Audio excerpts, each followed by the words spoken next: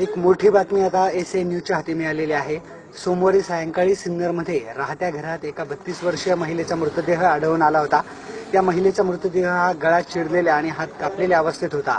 त्यामुळे ही हत्या असावी की आत्महत्या याबाबत शहरात दिवसभर मोठी चर्चा रंगलेली बघायला मिळाली होती। अखेर या प्रकरणाने अपेक्षेप्रमाणे वळण घेतलेले असून मंगळवारी सायंकाळी 7 वाजता म्हणजेच घटनेच्या 24 तासानंतर पीडितेच्या पतीविरोधात सिन्नर पोलीस स्टेशनमध्ये अखेर खुनाचा गुन्हा दाखल करण्यात आलेला आहे। या प्रकरणानंतर जो आरोपी आहे तो देखील पोलिसांच्या ताब्यात आहे। या घटनेमध्ये वापरलं गेलेलं ब्लेड हे जे हत्यार आहे ते सुद्धा आता पोलिसांच्या ताब्यात आहे।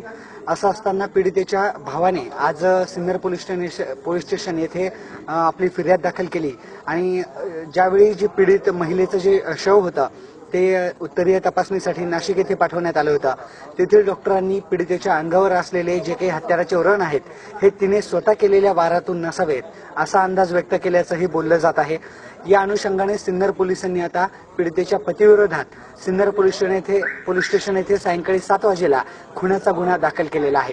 लवकरच या आरोपीकडून देखील या खुनाच्या गुन्ह्याची कबुली मिळेल अशी देखील अपेक्षा व्यक्त करण्यात येत आहे। अक्षय गायकवाडसह शांतनु कोरडे, एसएन न्यूज।